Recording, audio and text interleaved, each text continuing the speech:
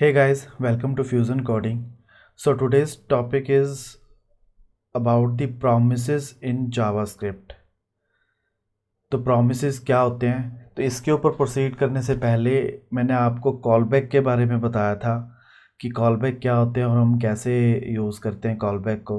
जिन्होंने मेरा वो वीडियो नहीं देखा है तो वो एक बार जाकर आप ज़रूर देखें और इसका लिंक मैं आई बटन में शेयर कर दूँगा। तो पहले हम बात करते हैं कि प्रोमिसेस क्या होते हैं जावास्क्रिप्ट में। एक सिंपल डेफिनेशन अगर मैं आपको इसकी बताऊं तो promises in JavaScript objects that represent an eventual completion और failure of an asynchronous operation. तो मैंने पहले ही लिख के रख दिया था आपके लिए, मैं इसकी स्पेलिंग भी सही कर देता हूँ।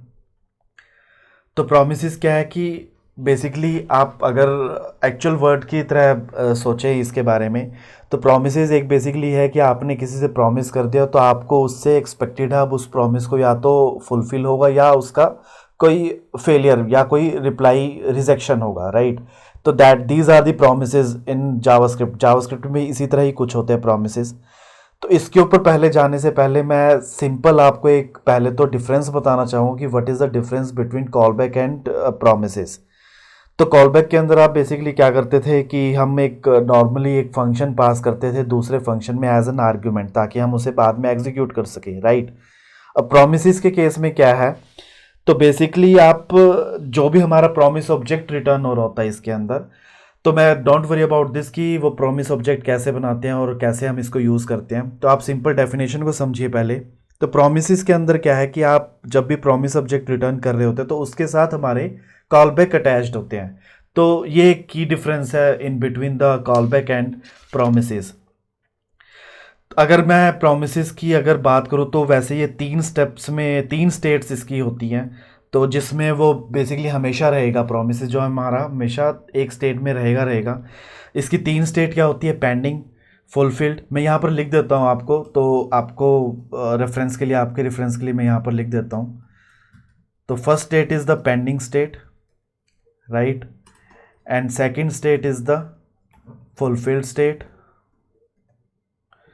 fulfilled state, fulfilled, and third state is the rejected state, right।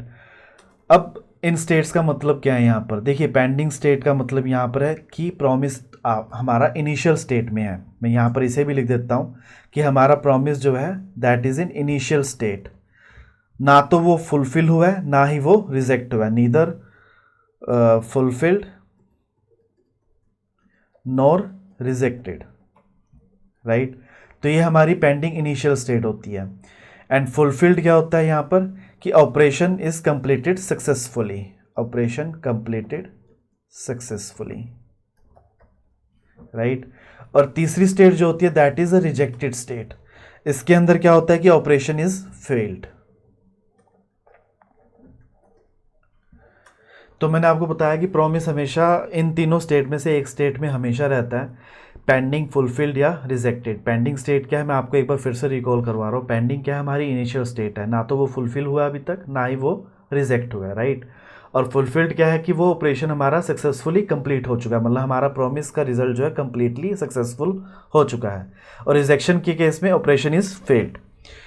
तो हम इसे एक एग्जांपल से समझते हैं कि हम प्रॉमिस बेसिकली बनाते कैसे हैं और इसका यूज़ हम कैसे करते हैं।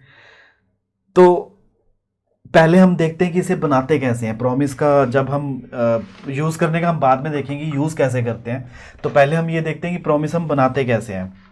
देखिए प्रॉमिस बनाने का तरीका क्या होता है, तो मैं यहाँ पे एग्जांपल से ही आपको समझा रहा हूँ। मैं यहाँ पे एक वेरिएबल बनाता हूँ जिसका नाम देता हूँ वैर प्रॉमिस 1, राइट।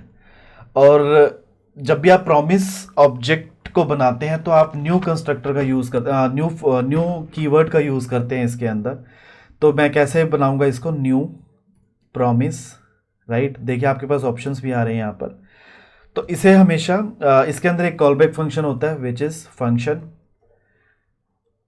और मैं इसे, और इस फंक्शन को दो हमारे कॉलबैक फंक्शंस एक्सपेक्टेड होते हैं, one is resolve and second is reject, right, reject, right, it's fine.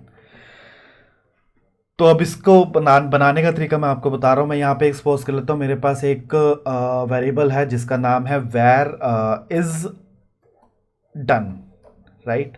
तो मैंने इसको यहाँ पे अभी के लिए फॉल्स बोल दिया। इसकी मैं बूलियन वैल्यू दे रहा हूँ, फॉल्स या ट्रू, अभी फॉल्स बोल दिया।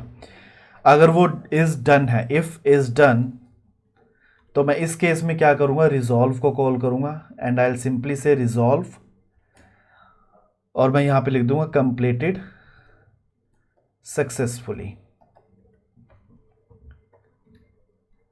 राइट।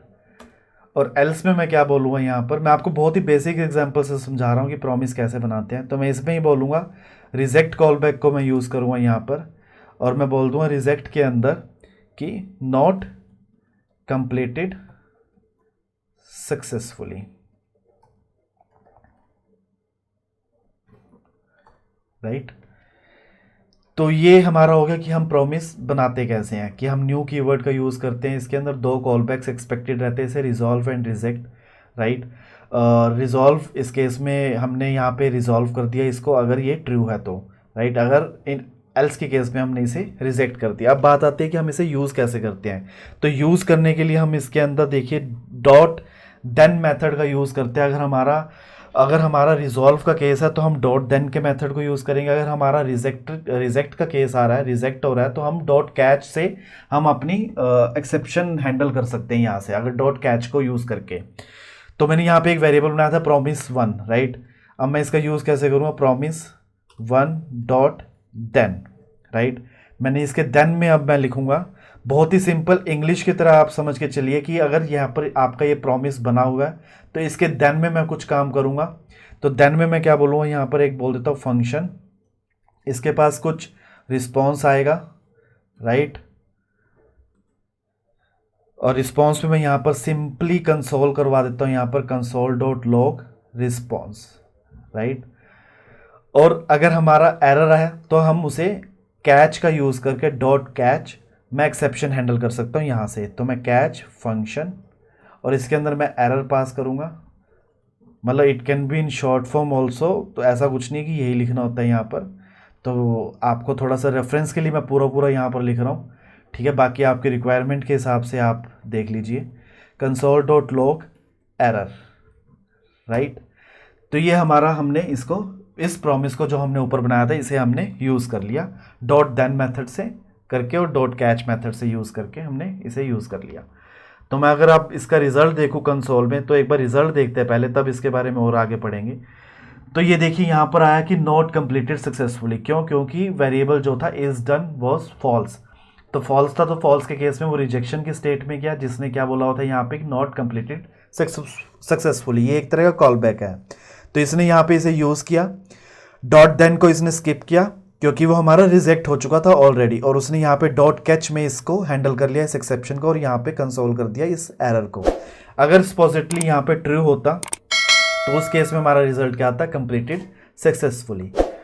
तो ये आपका बहुत ही बेसिक सा एग्जांपल होगा कि हम प्रॉमिस को बनाते कैसे हैं और इसका यूज़ कैसे करते हैं। तो और मैंने आपको बताया कि कॉल बैक और प्रॉमिस के बीच में डिफरेंस क्या होता है, राइट। तो दीज आर दी प्रोमिसेस, जो कि हमेशा मैं आपको एक बार फिर से जल्दी से रिकॉल करवाया था कि प्रोमिसेस क्या होते हैं। देखिए प्रोमिसेस एक तरह का ऑब्जेक्ट है जो कि मतलब आप एक्चुअल लाइफ से इसे कंपेयर कर सकते हैं कि अगर आप किसी से प्रॉमिस करते हैं तो आपको एक्सपेक्टेड है या तो वो कंप्लीट होगा या वो फेलियर होगा। तो इसी तरह जावास्क्रिप्ट में चलता है कि that is an eventual completion और failure of the asynchronous operation, right. These are the promises in the JavaScript, और ये हमेशा एक स्टेट में रहेगा, या तो पेंडिंग स्टेट में रहेगा, या फुलफिल्ड स्टेट में रहेगा, या वो रिजेक्टेड स्टेट में रहेगा। इसे बनाने का तरीका मैंने आपको बताया कि न्यू कीवर्ड का यूज करके हम इसे बनाएंगे, और इसके अंदर दो कॉल बैक्स एक्सपेक्टेड रहते हैं, one is resolve and second is the reject, right. On the basis of the condition हम इसे रिजॉल्व और रिजेक्ट कर सकते हैं, और इसका यूज कैसे करना है, डॉट देन मेथड से और डॉट कैच मेथड से हम इसकी एक्सेप्शन को हैंडल कर सकते हैं। तो दीज आर दी प्रोमिसेस। अगली वीडियो में हम बात करेंगे कि हम promises, why promises and what is the promise chaining, right. तो इसका हम आगे की वीडियो में डिस्कस करेंगे। तो अभी के लिए अगर किसी का कोई डाउट है प्रोमिसेस के बारे में तो वो मुझसे कमेंट सेक्शन में पूछ सकता है कि और अगर आपको ये वीडियो अच्छा लगा तो please comment, like, share and subscribe, and thanks for watching.